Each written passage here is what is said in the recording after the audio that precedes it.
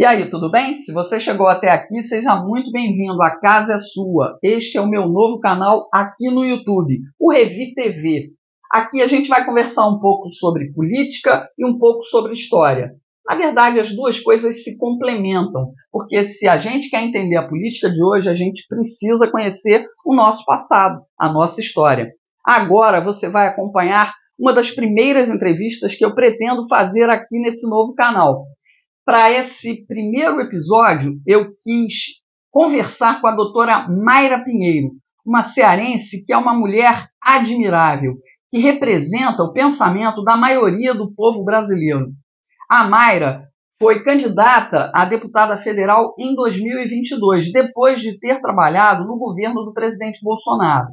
Mayra obteve mais de 75 mil votos. Mesmo assim, essa quantidade toda de votos não foi suficiente para garantir a vaga de deputada federal lá na Câmara, em Brasília. O que aconteceu? Ela ficou no banco, ela é suplente. Só que em 2024, depois de vencer um câncer, a Mayra teve a oportunidade de exercer o cargo de deputada federal por 3 meses e trabalhou como nunca, como muita gente que está lá há anos não faz. Então eu quis conversar com ela para ela falar sobre essa experiência e outras coisas. Ó, esse canal é novo, você sabe que sempre tentam calar a minha voz, então eu preciso muito que você curta, comente e compartilhe esse vídeo. E além disso, eu vou te pedir, se inscreve aí no canal, clica no sininho para receber as notificações dos novos vídeos. A partir desse ano vai ter vídeo novo todo dia. E eu preciso que o YouTube saiba que eles não vão calar a minha voz, porque a minha voz é a sua voz. Me dá uma força, tá legal? Assiste aí a entrevista, o bate-papo com a Mayra Pinheiro. Vale a pena.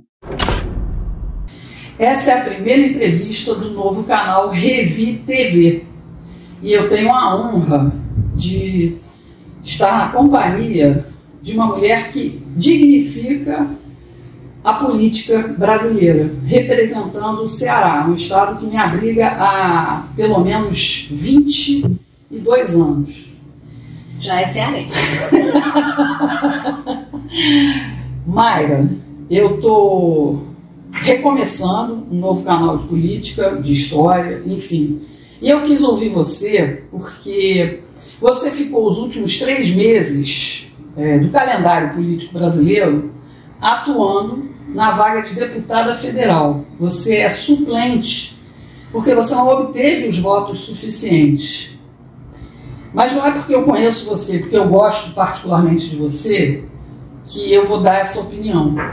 É porque eu acompanhei a sua prestação de contas durante esse período e eu fiquei surpresa com a qualidade do seu trabalho.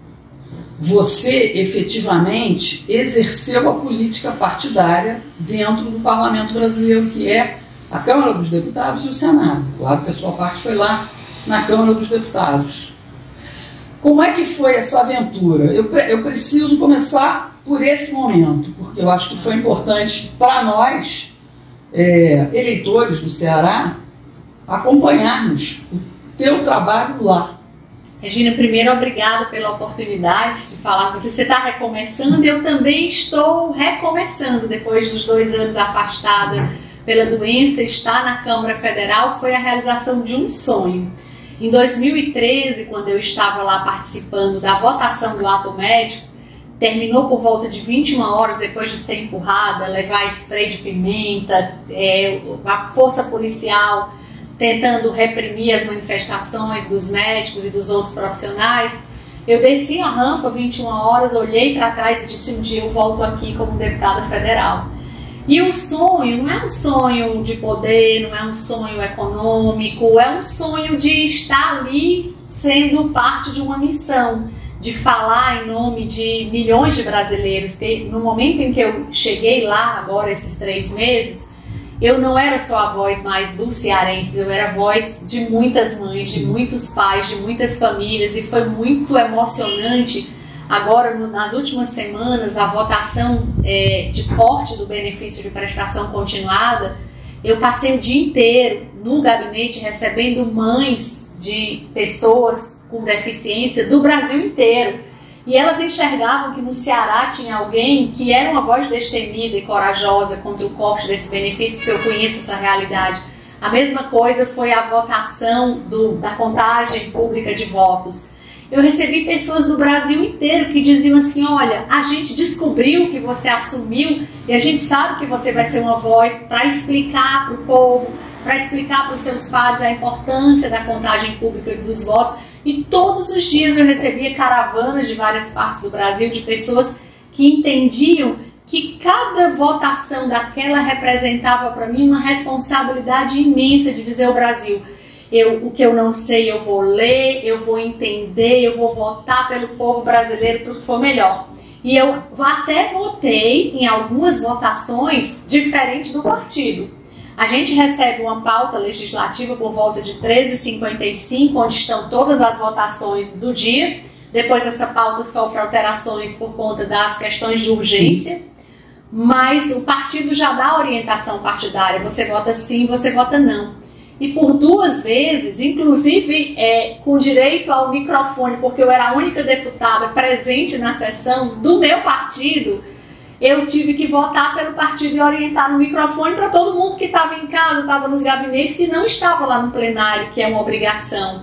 E eu orientei diferente da orientação que o partido já tinha mandado. E eu sofri uma advertência pública lá na hora.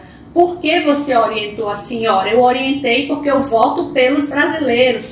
E é o que parece que os nossos representantes não entendem. Eles são eleitos, e a Constituição é muito clara nisso. O povo brasileiro é que deve falar. Coloca lá os seus representantes. E, em vez de defender os interesses do povo, sim, eles vão para lá e defendem os próprios interesses. Sim, é claro. E quando você não consegue ouvir o povo, por exemplo, eu participei de uma votação que 99,9% dos brasileiros não sabem o que é o PRONAMP, mas é um programa que foi criado durante a pandemia para a gente favorecer estados que não podiam pagar suas contas porque tinham que priorizar recursos para a pandemia. Só que nessas questões de golpe, colocaram um projeto para ser votado de prorrogar o PRONAMP para o ministro Camilo utilizar o recurso do PRONAMP para o programa Pé de Meia, que é cheio de ilicitudes, sim, que retira dinheiro de áreas estratégicas do próprio Ministério da Educação para fazer politicagem barata, para aliciar jovens durante o processo eleitoral. E o partido votou, a orientação era para a gente votar sim, e eu peguei o microfone e disse, oriente pelo PL, voto não. Porque fica muito claro, era um programa emergencial e a gente não pode fazer acordo com o que está errado. Não existe isso. Eu queria que você, nesses poucos meses que você esteve lá, e que a gente efetivamente, que acompanha as redes sociais, que acompanha o noticiário e que percebe a diferença, pudesse explicar por que é que o nosso parlamento é tão despreparado. Porque eu vou até te dar o testemunho pessoal. Eu sou uma defensora do voto, da contagem pública de votos. Sou amiga do Felipe de Mendes. A gente conversou e ele tem a ciência de que é preciso entender a essência da palavra para você fazer valer uma lei, né? E os deputados não conseguem compreender a língua que o Felipe fala, que é a mesma língua que vai impedir que o Supremo altere qualquer item naquele projeto de lei. Sim. Por que é que nós escolhemos tanto os despreparados para nos representar? É porque a população brasileira é toda despreparada politicamente? Infelizmente, Regina, quando a gente vê a qualidade dos pares da gente no parlamento, aí não é questão de vaidade minha, mas é sofrível. A gente vê pessoas que estão lá que elas não sabem nem o que elas estão votando. Elas sequer buscam a orientação partidária, que até orienta, dizer sim, dizer não, para que você tome a decisão mais acertada. Mas a qualidade do nosso parlamento ela é muito ruim. Tem gente que se elege porque é youtuber, tem gente que se elege porque é palhaço, tem gente que se elege porque fez um meme na internet e esse meme lhe rendeu 1 milhão de seguidores e no outro dia ele vira parlamentar. Tem gente que se elege porque foi BBB. Ele nem sabe por que ele está lá na verdade, mas ele chegou lá e aí ele tem que entrar na onda. São essas pessoas que são facilmente coaptadas para fazer acordos, para se vender por emenda PIX, para fazer negócio com as emendas parlamentares que deveriam ser destinadas à saúde, à educação. Então é gente que cai lá de paraquedas, mas colocada, infelizmente, pelo povo brasileiro. Porque as pessoas acham que a representação é alguém que é famoso, é alguém que é conhecido, e ela pouco se importa se essa pessoa tem qualidade técnica para discutir os assuntos que dizem respeito à vida dela e à vida de todos nós. Então o parlamento é resultado, infelizmente, das nossas escolhas. Agora você falou da emenda PIX. Que rasteira o Lira tomou do governo federal, aliado ao STF, porque hoje nós temos claramente duas atuações governamentais contra uma, e que na verdade a gente sabe também que a gente tem a Constituição que diz que são 3 poderes independentes, mas estão unidos, trabalhando juntos. A gente sabe também que essa história de emendas, porque na época do presidente Bolsonaro era o tal do orçamento secreto. Aí quando veio o governo do PT, virou emendas PIX. Ninguém questiona. Pois é. Deixou de ser secreto, deixou de ser criticado pela mídia.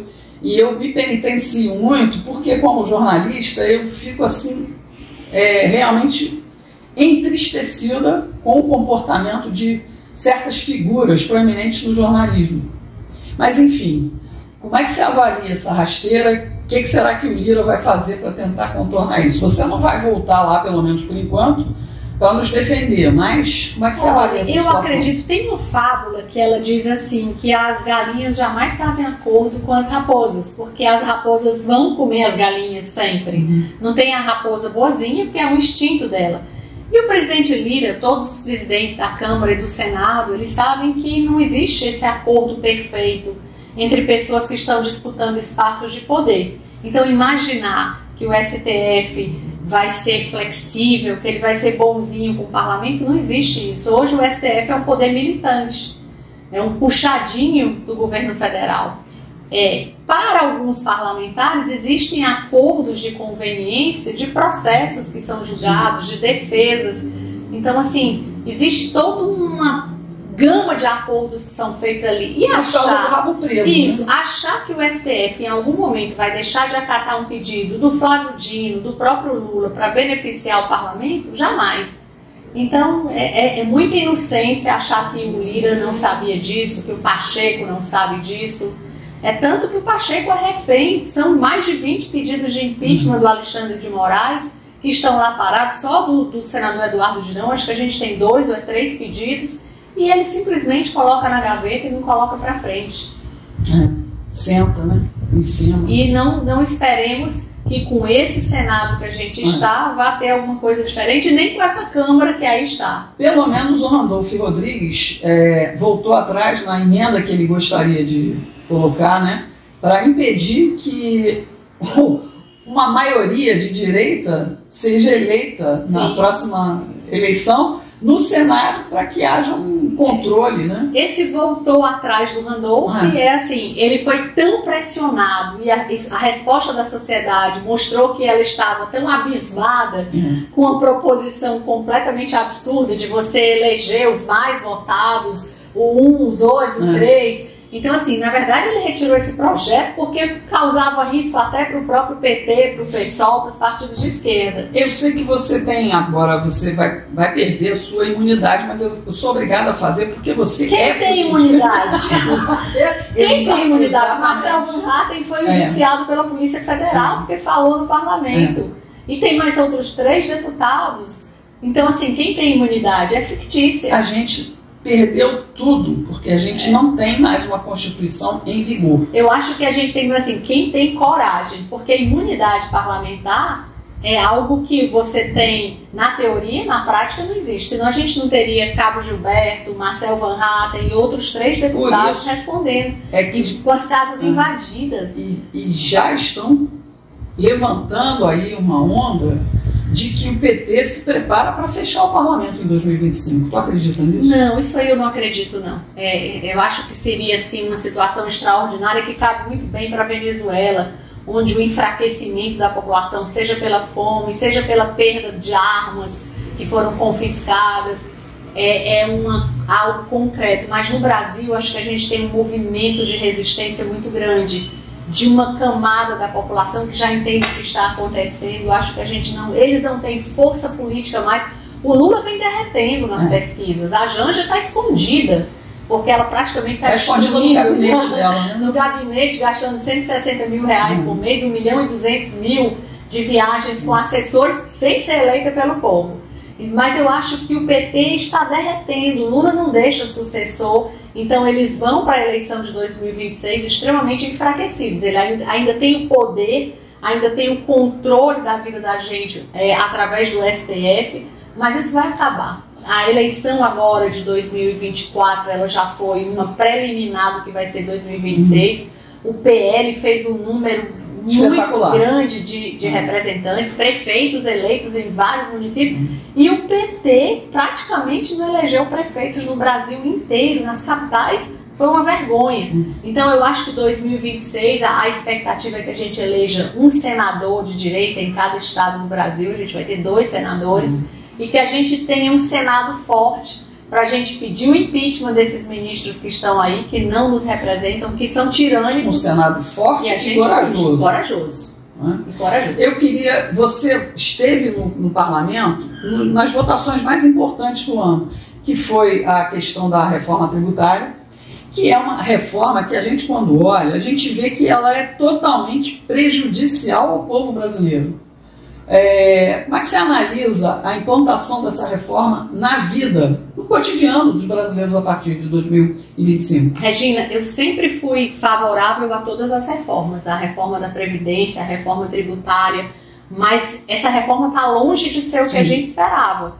Não se colocou na reforma, por exemplo, o corte dos super salários do judiciário, que recebem, além dos seus salários, inúmeras mordomias que saem dos tributos que nós pagamos. Mas o presidente do STF diz que o judiciário é o menor dos problemas para o Brasil. Para a população é um fardo que a gente carrega nos ombros, trabalhando 365 dias e pagando praticamente 4 meses de carga tributária, a maior do mundo atualmente. Então, assim, essa reforma passa longe do que nós desejávamos e ela está trazendo, vai trazer muito sofrimento. No bojo dela está o corte, por exemplo, do benefício de prestação continuada, que tem sido para mim, como diz no nordestino, a cantiga do grilo, a minha ladainha diária, porque eu sou médica perita. E há 18 anos eu lido com pessoas fazendo as perícias que vão resultar na concessão do benefício de prestação continuada. É gente miserável. E em 18 anos eu nunca atendi uma fraude no BPC, atendo fraudes no auxílio-doença. Pessoas que têm uma doença, mas não têm capacidade, elas querem a todo custo que o médico defira a concessão do benefício. Elas não entendem, às vezes por ignorância, que eu estou em tratamento de câncer, mas no momento eu não tenho nenhuma incapacidade, isso não impede que eu trabalhe, sou produtiva. Mas uma vez que as pessoas mais simples, que não têm entendimento, elas têm uma doença grave, elas acham que pro resto da vida elas não podem trabalhar. Mas o BPC é diferente, você nasce com uma deficiência, você evolui com essa deficiência. Se você é tetraplégico, paraplégico, se você é uma criança que tem paralisia cerebral, se você é um paciente com insuficiência renal terminal que dialisa 3 vezes por semana, é um sofrimento pessoal e familiar. Como é que você vai aplicar um processo que 1.300.000 pessoas vão passar por novas perícias? Elas já passaram por todo o itinerário de sofrimento, é uma via crucis, porque ela passa 1 ano esperando a perícia, agora os peritos estão em greve, então esse período de espera pelas perícias, que antes estava durando 120 dias, agora vai chegar a 200 dias, é quase 1 ano inteiro.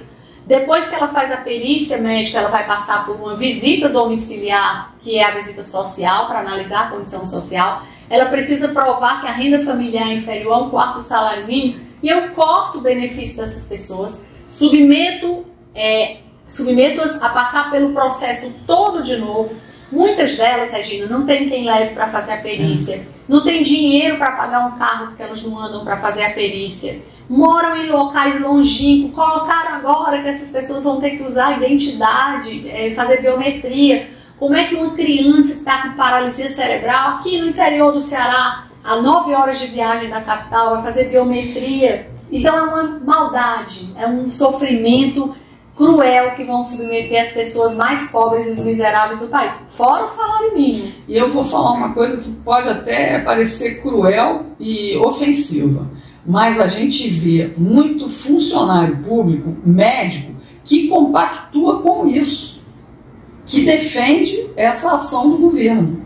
Você sabe disso. É vergonhoso. Eu acho que essa militância, ela está doente. Eu até entendo que as pessoas pensem diferente de mim politicamente, ideologicamente, mas assim, é defender o indefensável. E eu conversei com todas as deputadas federais do PSOL e do PT. E, para minha alegria, o PSOL votou contra o corte do benefício. O PT não. O PT mostra que ele é cego, que ele não está lá para defender o povo. Ele defende o Lula, ele defende o partidão, ele defende a ideologia deles. O PSOL me chamou muita atenção, votou junto com o PL, com a União Brasil, na maioria dos itens da reforma, entendendo que algumas das coisas que foram colocadas lá traz sofrimento para quem é mais pobre. E para a classe média, a reforma é um desastre. A nossa alíquota aumentou e eles também não entendem que eles são classe média, com raras exceções. E a gente que sustenta boa parte da sociedade, a gente que carrega o país nas costas. Não são os super ricos, como eles dizem. É a gente que, com o nosso suor diário, somos a maioria. A gente sustenta o país. Então, o empobrecimento da classe média diminui o consumo. Diminui o consumo, fecha o comércio, fecha a indústria, fecha restaurante, acaba o turismo. Então, essas pessoas vão levar o Brasil à ruína. Eu espero que haja uma reviravolta. Eu torço pelo meu país. Tem muita gente que quer que aconteça o pior, né, para que a gente possa chegar no fundo do poço. Eu não quero. De fato, eu não quero. Mas, ao mesmo tempo, eu não vislumbro um horizonte muito bom em médio e curto prazo, porque a gente tem aí o Banco Central já jogou fora mais de 4% das nossas reservas líquidas, comprando dólar para conter a alta do dólar, e o dólar continua subindo. Mas porque a gente não tem um governo, né? Não tem, o Ministério da Economia perdido. Exato. A taxa Selic da gente, a projeção é que ela chega a 17,5%, ela está em mais de 12%. O que significa isso para quem não entende? Que nenhum investidor acredita no Brasil. Ninguém vai investir num país que tem uma taxa Selic alta porque ele sabe que a capacidade desse devedor de pagar suas contas é baixíssima. Então, assim, eu vejo um futuro muito sombrio para o Brasil, mas eu sou otimista por natureza. Eu espero que haja a mão de Deus, que o governo Lula possa acordar. Então, assim, deixar de ser esse governo que não produziu, não entrega nenhuma importante para o país e que está levando o país à ruína com gasto público exagerado, né, um rombo fiscal exagerado, e que eles possam dar uma guinada. Inclusive, retirando o Haddad do Ministério da Economia, que é uma tragédia. E aí, tá gostando? Eu sabia, mas espera aí, a entrevista com a Mayra ainda não terminou. E você vai saber um babado forte, né, que aconteceu agora no último dia da legislatura de 2024. Pois é, uma certa deputada que vive enchendo o peito para dizer que defende as mulheres passou uma rasteira nas brasileiras. A Mayra vai contar o que foi que aconteceu lá no Congresso Nacional no último dia de trabalho legislativo. Mas eu só parei um tico aqui para te dizer que o Revi TV é o meu canal novo e eu preciso fazer com que esse canal cresça para poder trazer até vocês notícias, análises políticas e história do Brasil, para a gente poder compreender a situação em que vivemos, né? E eu preciso muito que o YouTube saiba que eles não vão calar a minha voz. Por isso, curta, comente e compartilhe esse vídeo. Se inscreva no canal e clique no sininho, porque vai ter vídeo novo todo dia. E se você puder, contribua comigo através do Pix. Esse dinheiro ajuda a manter o meu trabalho, tá bom? Eu conto com a sua ajuda. Vamos continuar o bate-papo com a Mayra? Agora tem uma luta sua, que é a defesa da vida. E o CONANDA, nessa última semana, votou aquela resolução que permite Eu não gosto nem de falar o aborto, né? É assassinato. É assassinato. Porque assim, até o que acontece no Brasil hoje causa espanto, porque eles mudaram até, ressignificaram definições de várias coisas, desde a definição de vacina, que agora vacina não é uma substância que impede a doença, é que diminui o risco de você internar. Não existe esse conceito de vacina, não existia até a pandemia e até serem criados esses falsos imunizantes para tratar a Covid, né, para prevenir Covid. A mesma coisa eles fazem com o aborto agora. É assim, aborto de 9 meses não existe. Aborto cientificamente definido é a extração do feto de forma provocada ou espontânea até 21 semanas e 6 dias de gestação. Depois disso aí, você assassina um feto ou nasce um feto, mas não é mais aborto. O que mais me surpreendeu, ou não, foi que o representante da CNBB se ausentou da votação. Muita gente se ausentou. Então, assim, é Pôncio Pilatos. Né? Gente que lavou as mãos e para não dizer não para um grupo que é militante, para não dizer sim para o que ele deve fazer, porque é olhar para a cruz e votar como Jesus votaria ou como está no Evangelho, não matarás, essa gente vai para o inferno do mesmo jeito. O fato de não ter votado não as excluirá da responsabilidade pela omissão. Né? Mas por atos, palavras, ações e omissão também. Mas a senadora Damares conseguiu impedir que essa norma seja aplicada imediatamente na justiça. Mas isso vai parar no STF. Lá a gente sabe que a gente tem um defensor. Mas eu tenho uma notícia boa para as pessoas, Regina. Essa conanda e nada é a mesma coisa. A gente fez muito barulho porque tem que fazer.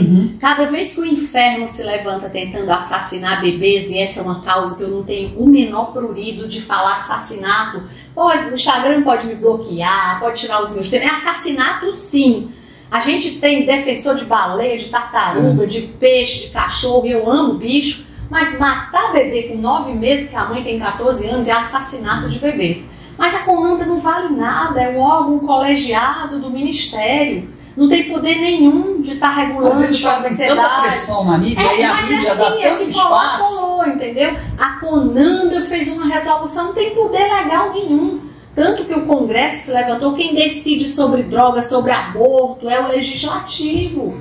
Agora, o Legislativo precisa ter mais gente lá que entenda o papel dele e que não ceda. É o que a Cris Tornieto fez. Ela lançou imediatamente um documento legal da Câmara para a gente assinar, um PDL, para tornar completamente ineficaz isso. Só que a Damares antes, eu acho que a Damares já estava até com isso preparado, porque a gente já sabia desde o comecinho do mês de dezembro que a conanda ia votar no dia 12 ou no dia 23. Eles deixaram para o dia 23, pode ter certeza. Não, eles deixaram porque era praticamente a véspera da celebração do nascimento de Cristo. O plano é tão diabólico, é tão perverso, que eles desafiam o Criador e o Filho que ia nascer. É a celebração do nascimento de Cristo. O que é o assassinato de um bebê? É você matar o que é imagem e semelhança de Deus, é o que é mais sagrado, é a nossa espécie, é o que nos manda, o que nos perpetua no mundo, é a imagem e semelhança de Deus. Eles fizeram de propósito para ser no Natal. Primeiro com um motivo. Está todo mundo disperso, né? As pessoas nas festas, comemorando, celebrando o espírito natalino. Então, toda vida que se quer fazer uma coisa muito ruim para o país, se faz nesse período do recesso parlamentar e no período das festas. Porque causa pouco impacto, a imprensa divulga pouco, e as pessoas podem olhar no Instagram, tem pouca gente interessada em ler as notícias importantes do que está acontecendo no país esses dias. E a outra coisa foi a data do Natal. Então, é perverso o que foi feito. Mas, graças a Deus, houve uma reversão por uma atuação da senadora Damares, acolhida por um juiz que também é uma pessoa decente, consciente. E a gente não vai parar não, Regina. A cada ação deles, a reação é maior. Eu acho que mais a gente cria determinação e coragem para não desistir dessa luta. Pois é. Você terminou o ano, o trabalho lá, com 2 relatorias. Você conseguiu concluir isso, a relatoria penal e também a autonomia médica. Eu queria que você falasse um pouquinho de cada situação. Eu fiz um projeto de lei, foi o meu único projeto, foi conseguido no tempo recorde, porque é 1 ano e meio em média para o projeto tramitar e para ele ser aprovado. E a gente ousou, né? Então eu chegava para um e dizia, como é que eu faço para colocar? Não dá tempo, você está há pouco tempo aqui. Eu falei, não, mas eu vou adiante. Ninguém pode parar quem está determinado. E eu cheguei para o presidente Lira e disse para ele, olha, presidente, eu tenho um projeto que é muito importante, ele não tem custo para o país e todos os dias se mata ou se causa lesão física grave em um profissional da saúde. Isso não é só com o médico, Regina, é com o médico, com o enfermeiro, com quem está na linha de frente. E quem perde é a população, Sim. porque cada vez que você paralisa o atendimento na unidade de saúde, as pessoas que procuram essa unidade são prejudicadas. Elas deixam de ser socorridas porque a unidade fecha, todo mundo fica com medo, existe o transtorno pós-traumático em todos os profissionais, então perde a população. E esse projeto é para tornar hediondo a lesão física grave a profissionais da saúde durante o atendimento médico ou em decorrência do atendimento. E na véspera de eu pedir ao presidente Lira para votar na urgência urgentíssima, porque o que a urgência urgentíssima faz? Ela pula as comissões, porque o projeto deveria passar na Comissão da Saúde, depois na CCJ, e ela pula todas as comissões e vai direto para o plenário. Eu expliquei para ele, mas olha, para você ter, mesmo o presidente Lira autorizando passar, você tem que ter a assinatura de 257 deputados. E é muito difícil conseguir a assinatura de todo mundo, mesmo você pedindo. Ou então você consegue a assinatura de 3 líderes, cujos partidos somados deem esse total de deputados. Eu falei, como é que eu vou fazer isso? Então eu procurei o líder do meu partido, o líder Altineu, e ele falou, vou te levar para a reunião dos líderes na minha casa. E você convence as pessoas lá da importância disso. E o projeto era tão importante, ele não tem custo e nem precisou ir na casa dele. Os líderes de 3 partidos assinaram e na mesma tarde o projeto foi para o plenário, foi votado por unanimidade, com exceção do Partido Novo. Aí é o partido com pessoas que eu admiro muito, como o senador Girão, mas às vezes como tem meu amigo Rodrigo. Mas o Novo entende que é corporativismo, porque você está protegendo só profissionais da saúde.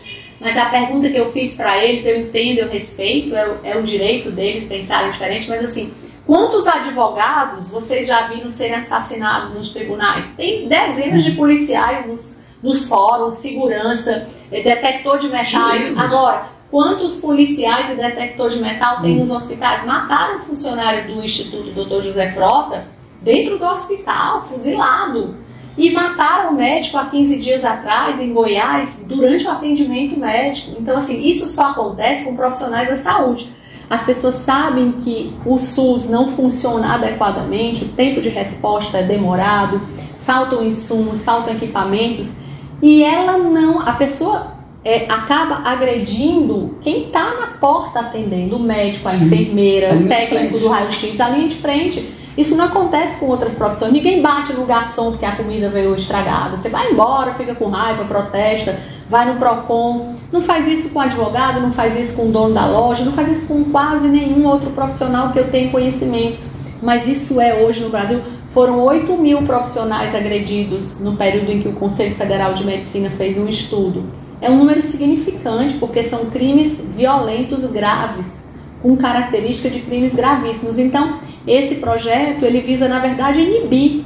Quando alguém imaginar que ele tem o direito de chegar numa unidade de saúde, fazer quebra-quebra, causar um dano físico grave para o profissional, ele vai pensar 2 vezes que ele não vai ter atenuante, ele vai cumprir a pena integral, não vai sair de lá, não tem fiança. Então, eu acredito que esse projeto vai reduzir e muito as tentativas de agressão aos profissionais e traz tranquilidade para se trabalhar sem o medo que a gente está tendo agora, sobretudo com as facções. Esse projeto está faltando só a relatoria da deputada Bia Kicis, e ela deve fazer agora no início do ano legislativo, que é em fevereiro, e a gente vai ficar muito feliz, porque eu acho que ele vai trazer uma resposta para todos os profissionais da saúde. Aí eu não sou corporativista, não penso só na medicina, eu pensei nos 14 grupos, categorias da área da saúde.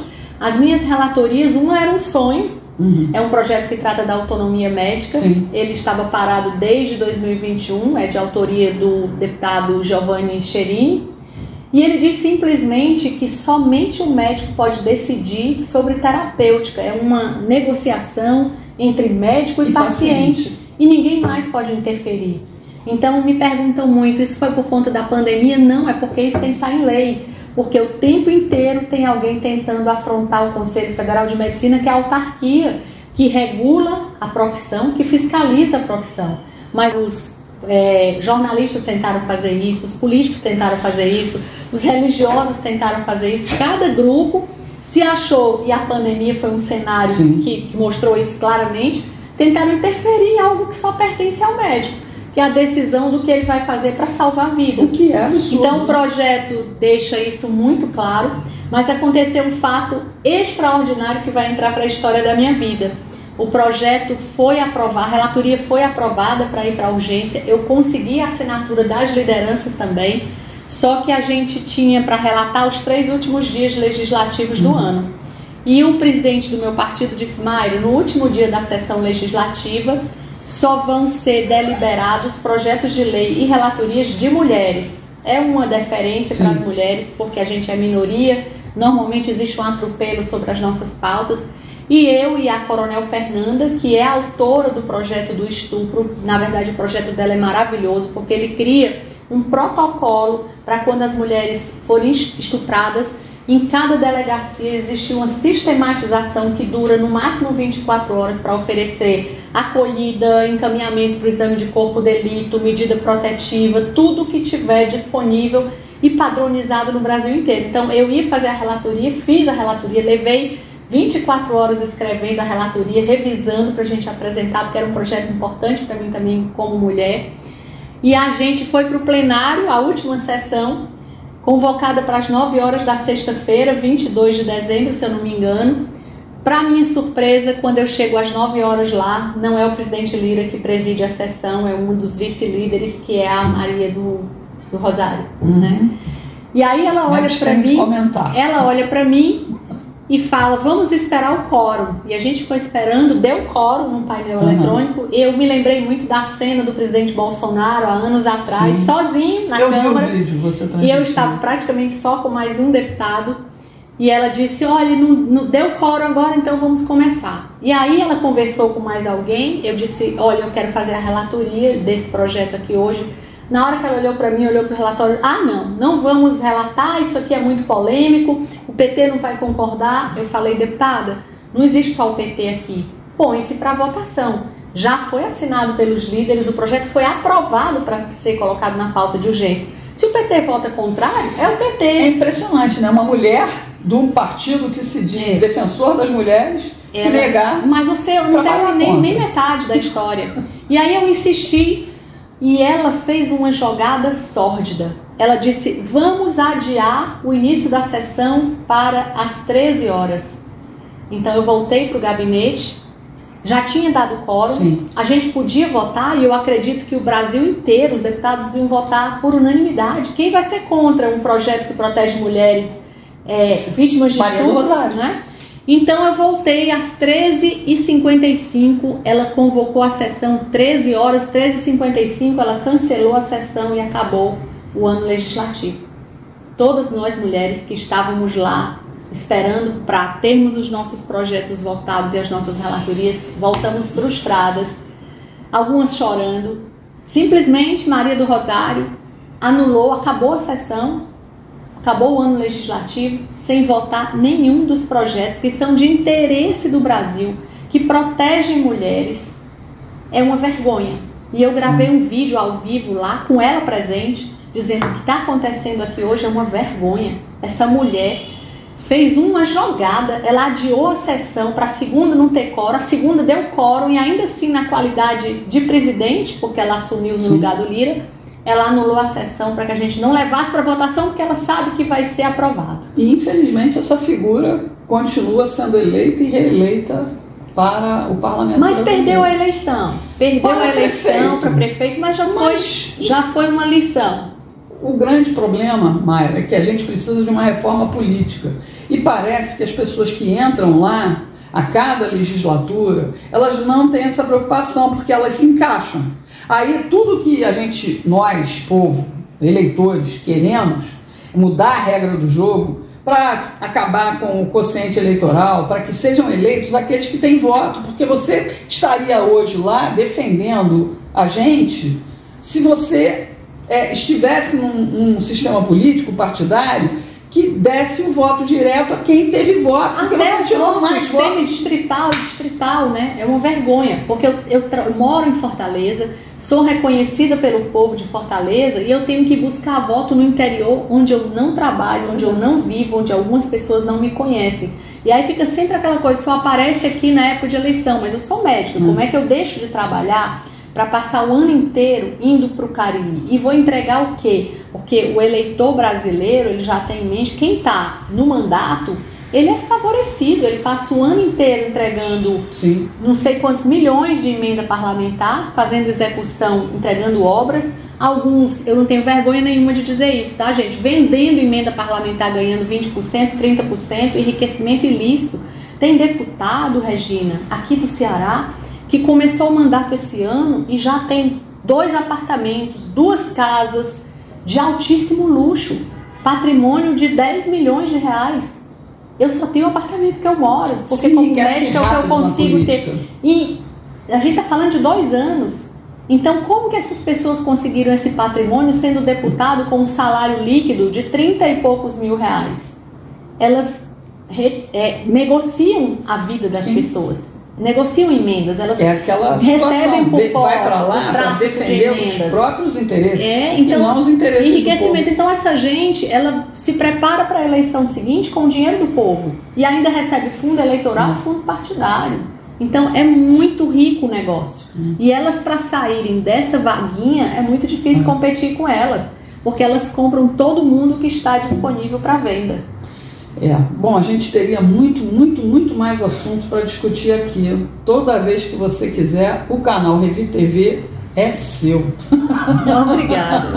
Mas eu queria falar do livro. Mas a gente vai falar do livro, mas antes da gente falar do livro, eu quero falar sobre a legislação que vem sendo criada no judiciário brasileiro. O judiciário usurpou o dever e a ordem legal das coisas, que é do legislativo criar leis para o Brasil. Você viveu lá esses 3 meses. Qual é a reação dos deputados com relação a isso? Aceitaram, calaram, porque o Lira calou, o Pacheco calou. Vai haver agora uma mudança na presidência das casas, mas a gente volta com o Alcolumbre, que a gente sabe que tem conchavo. O presidente também, que vai assumir o lugar do Lira, é o que tem conchavo com o Lira. A gente não tem muita esperança, né? O STF vai continuar legislando pró-amigos do rei. Olha, na verdade o STF, ele acabou com a Constituição brasileira. Então, assim, os ministros agem pelo legislativo e agem pelo judiciário. Então, eles têm hoje o domínio de todo o poder no Brasil. Isso só vai acabar, Regina, não espero que o legislativo agora, nesse atual momento, consiga fazer nenhuma mudança. O clima entre os deputados é de medo.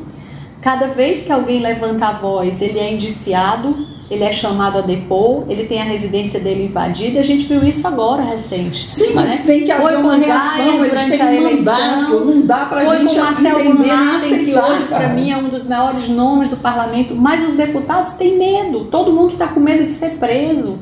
Existe hoje, você viu agora nas vésperas da eleição, foi um dos líderes do PL, assessores tiveram sua residência invadida para se investigar, automóveis, desvios de recursos parlamentares para aluguel de veículos. Não encontraram nada, mas eles criaram um fato, fizeram a destruição de reputação durante uma semana no país com o líder do partido, do PL, e é sempre quem é de direita. Você não vê ninguém de esquerda sendo perseguido, você não vê ninguém de esquerda que comete crime sendo punido, sendo indiciado, nada. Então, o clima de medo é muito grande, porque a gente não sabe para quem a gente recorre para nos defender. Não tem ninguém. Hoje não tem. Um homem como o Dr. Ivens Gandra, que é uma autoridade máxima no direito, foi ameaçado pelo Alexandre de Moraes. Então, assim, eles só não prenderam o Dr. Ivens Gandra por conta da idade dele. Porque ele é um magistrado já, um senhor, né? Uma referência ética, moral, científica no país.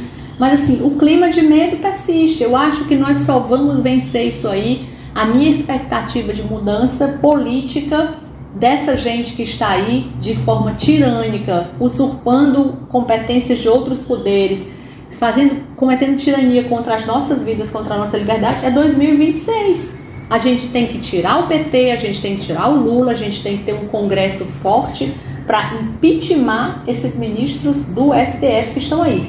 Agora, do ponto de vista espiritual, eu não queria estar no lugar do Gilmar Mendes, do Alexandre de Moraes, da Carmen Lúcia, de nenhum desses ministros.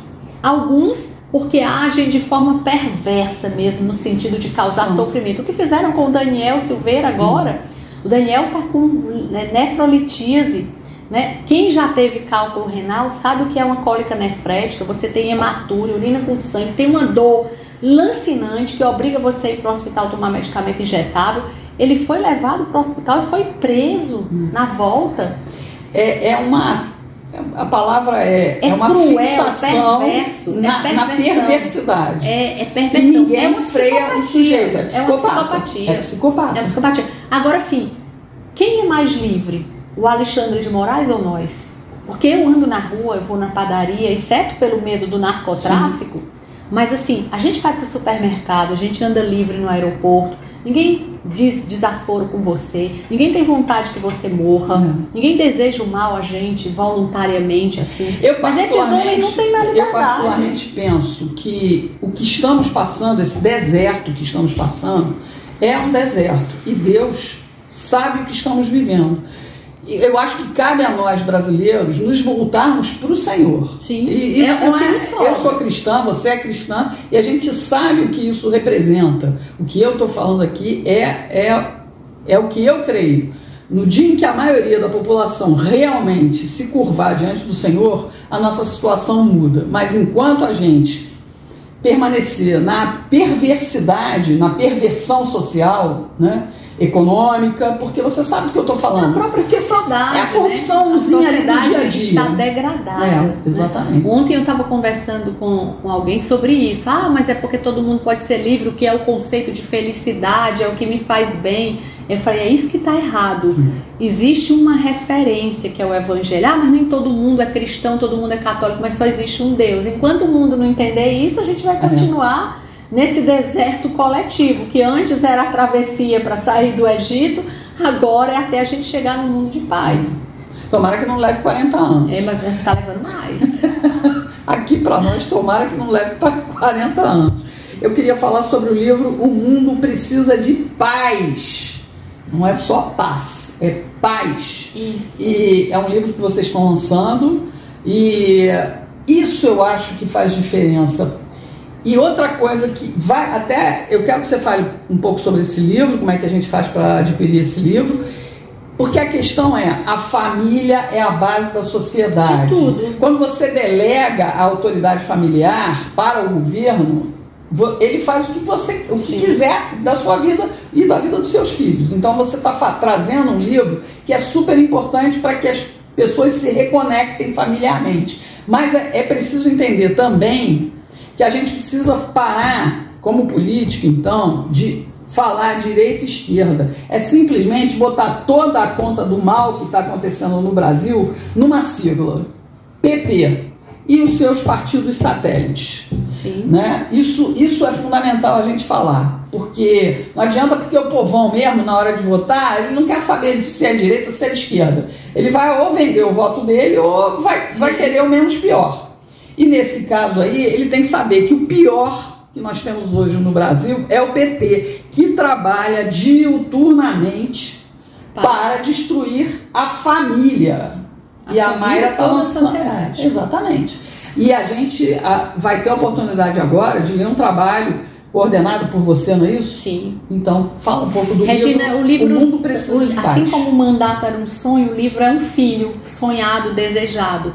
Eu queria ter uma referência técnica, e eu não sou a única pessoa, o único autor, né? Eu tenho 2 capítulos no livro, mas eu queria reunir talvez um grupo das maiores autoridades do país. A gente tem muitos bons nomes técnicos, mas eu queria reunir capítulos que servissem de referência para as famílias criarem os seus filhos, terem lares saudáveis, porque hoje os pais estão perdidos também. Eles não sabem de onde eu busco referência. A gente tem uma pandemia de informações, né? Uma infodemia. Então você vai no Google, mas você não sabe se o que está ali é certo ou errado.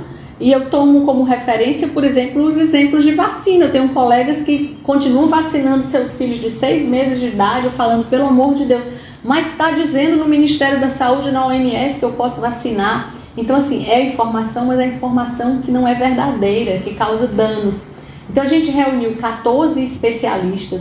É bom reforçar aqui que ela não é contra a vacina. Não, de jeito nenhum. Aliás, defensora de vacina. A gente está falando de um experimento científico que a gente se submeteu durante a pandemia e, mais cruel ainda, o que é feito com as crianças. Sim. Mas o livro não trata de vacina, a gente nem cita Covid. O livro trata de assuntos como educação financeira dos filhos. A gente fala de aborto em família, a gente fala de drogas em família, a gente fala de educação sexual em família, a gente fala de um tema importantíssimo que é a educação na fé.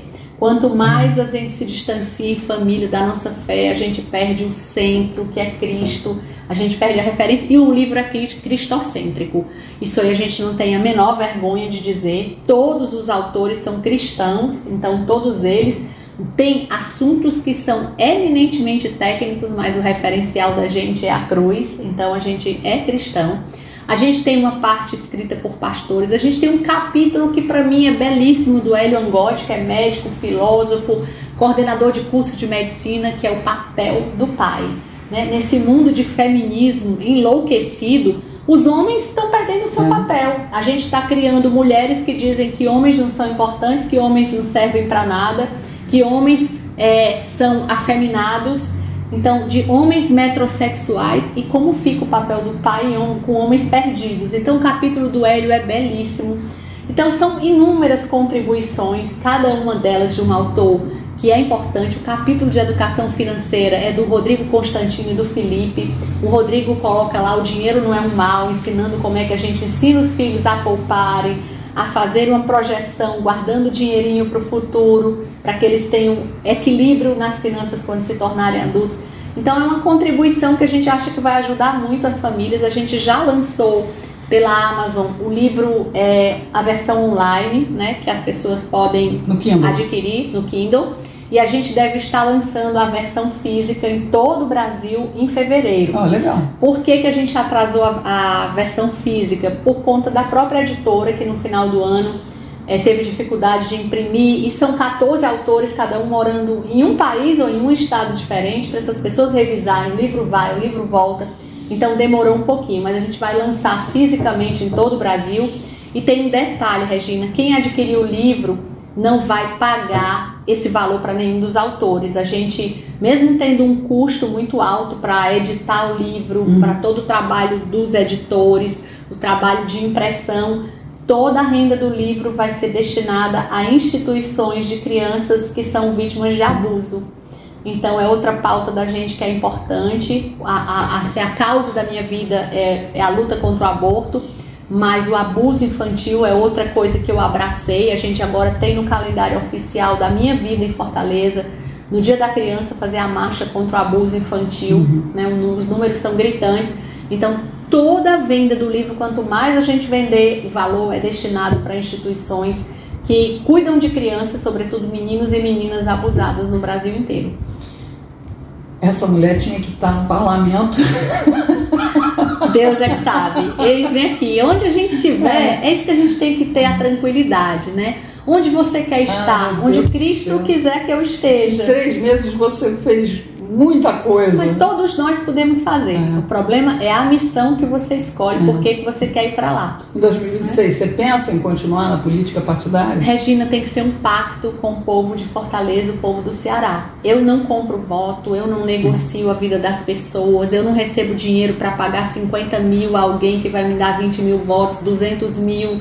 Se a população de Fortaleza enxergar que eu possa ser de novo uma candidata de opinião, eu entro na campanha, mas eu não vou usar dinheiro público para comprar voto, para fazer negociação. Mas tem que fazer isso, senão você se elege. Então eu continuo com as minhas causas, continuo fazendo palestra, continuo salvando vidas com exemplo, mas não vou para lá comprando voto, não, porque as pessoas que vendem seu voto, os negociadores de voto nem têm poder para me cobrar nada, eu não tenho nada para entregar a eles depois que eu for lá. Já foi pago antes, né? Então, assim, é muito desestimulante para mim participar desses grupos ou desse processo. E que seja, eu acho que Deus é que vai te encaminhar. E nessa questão, a gente precisa também de representantes da sociedade civil agindo, liderando a população. Sim. Porque a gente precisa realmente começar a entender que um parlamento só funciona e funciona a favor da gente se a gente pressionar. Senão, com certeza, nada adianta. E para isso tem que ter bons representantes. Mas vamos lá, até 2026 a gente tem muito chão para rodar. Vamos viajar o Brasil todo com o livro e continuar sendo uma voz. A gente não precisa estar lá no parlamento para você continuar sendo uma voz em Fortaleza do que está errado. Tem muita coisa errada, sobretudo na saúde. Deus te abençoe. Amém, a nós, para nós. Beijo para todo mundo.